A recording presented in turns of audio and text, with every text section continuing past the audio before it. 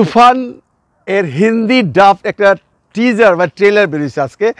এইটা নিয়ে এখন মানে পুরা তোলপাড়। সাকিব ভক্তরা, সাকিবের কেরিয়া যারা ভিডিও তৈরি করে তারা সবাই এটা নিয়ে আলোচনা সমালোচনা একদম তোলপাড় হয়ে যেতেছে।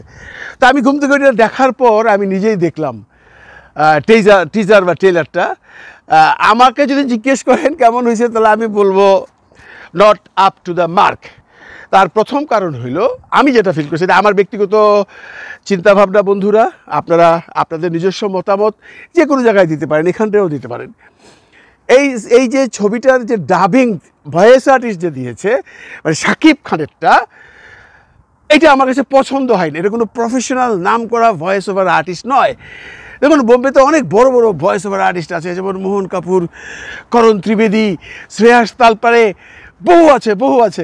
এরা ওদের কাউকে নেয়নি, আমি একদম শিওর ওদের কাউকে নেয়নি। এমন নাম করা কেউ না, এমন কাউকে দিয়ে ডাবিংটা করিয়েছে, যার জন্য সাকিব খানের যে ভয়েস ওভারটা, এটা আমার কাছে ভালো লাগে না। আপনাদের অনেকের কাছে ভালো লেগেছে এবং অনেকেই বলছেন যে হিন্দি ভাষাটা নাকি ঠিক নয়। আমি এইটা নিয়ে তর্কে গেলাম না, কারণ হিন্দি যেটা বলেছে সেটা স্পষ্ট বুঝেছি। যারা হিন্দি বোঝেন তারা স্পষ্ট তো বুঝতে পারছেন যে সাকিব খান কি বলছেন বা অন্যান্য শিল্পীরা যা বলছেন। আমি অন্যান্য শিল্পীদের ভয়েস ওভার নিয়ে কোনো কথা বলবো না, এই জন্য যে ওগুলো ইম্যাটেরিয়াল ব্যাপার। ছবিতে মেইন হলো সাকিব খান। সাকিব খানের ভয়েসটা যদি আরেকটু ভালো করে করা হতো, আরেকটু প্রফেশনাল আর্টিস্ট দিয়ে করা হতো, তাহলে আমার মনে হয় আরও ভালো হতো ট্রেলারটা।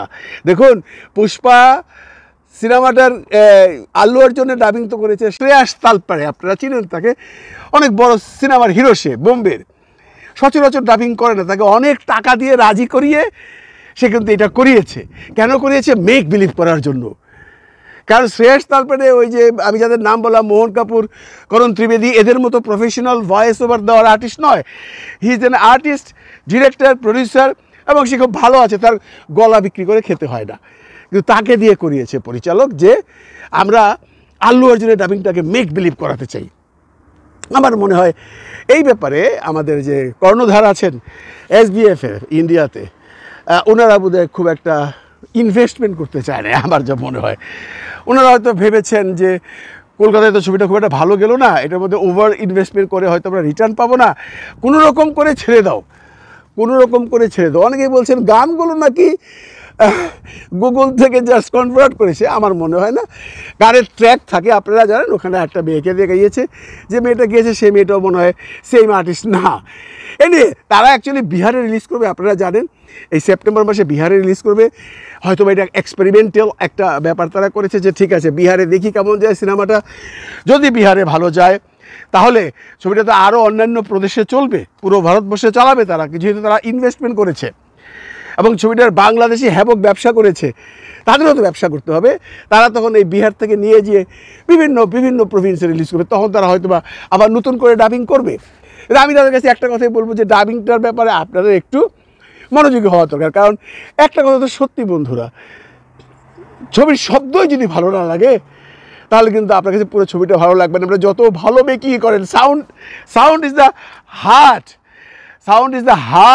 Of A film.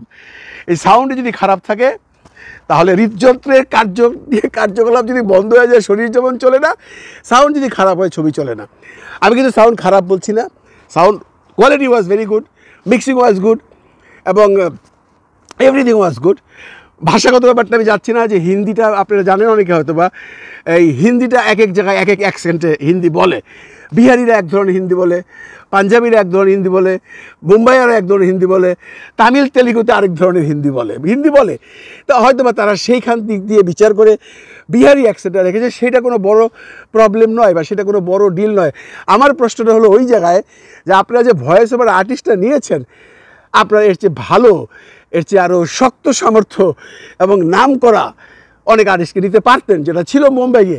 আমি জানি না আপনারা মুম্বাইয়ে করেছেন না কলকাতায় করেছেন, নিতে পারতেন, নেননি। আপনারা একটা জিনিস মার্ক করবেন, আপনারা যদি ইউটিউবে সার্চ দেন যে তুফান হিন্দি ডাব ফ্যানমেড ট্রেলার, দেখেন আমি 2-3টা ট্রেলার দেখেছি বন্ধুরা। ওরা তো খুব কম পয়সায় কাজ করে, বুঝিনি, ফ্যানমেড মানে ওরা জাস্ট ইউটিউবে চালায়। আমি 2-3টা ট্রেলার দেখেছি, ওখানে যে ভয়েস ওভারটা দেওয়া হয়েছে, একটাতে সাকিব খানের ভয়েস ওভার ছিল, অন্যগুলো মিউজিক দিয়ে কভার করেছে। সেই ভয়েস ওভারটাও ওয়াজ বেটার দেন দিস। মানে এই গলাটার সাথে এই যে ভদ্রলোক এই ছবিটার তুফানের যে সাকিবের ভয়েস দিয়েছেন তার সাথে সাকিবের গলাটা খুব একটা ম্যাচিং লাগছে না আমার কাছে। অনেকের কাছে লেগেছে, অনেকেই ভূয়সী প্রশংসা করেছেন। আর বেসিক্যালি সাকিবের ভক্তরা তো সাকিবের কোনো কিছু পেলে এমনিতেই প্রশংসা করেন। আমিও কোনো সমালোচনায় যাচ্ছি না, আমি বলছি এটা আরও ভালো হতে পারতো। আরও ভালো যদি হতো, আরও ভালো হয়ে যদি ছবিটা ভালো ব্যবসা করে, আমাদের তো খুব একটা লাভ নেই। লাভ তো আপনাদের, আপনারাই তো ওখানে বসে টাকাগুলো কামাবেন। আমরা কি যেটা পারি সেটা আমরা গর্ব করে বলতে পারবো, এই দেখো দেখো দেখো দেখো সাকিবের ছবি বিহারেও ভালো যাচ্ছে।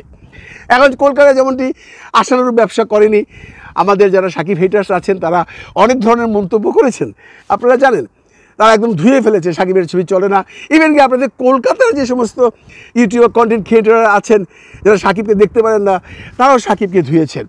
সাথে সাথে আমাদের কিছু কন্টেন্ট ক্রিয়েটারকেও ধুয়েছেন। এই ধোয়াধুয়ি যেন না হয়।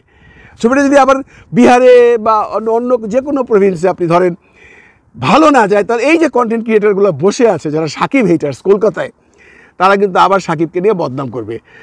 আমরা যারা সাকিবকে লাভ করি, সাকিব লাভার্স এখানে বাংলাদেশের, আমরা কিন্তু এমন করে কখনোই বলবো না যে দেবের ছবিটা সুপার ফ্লপ হোক, দেব কোনো ছবি বানাইছে কিনা।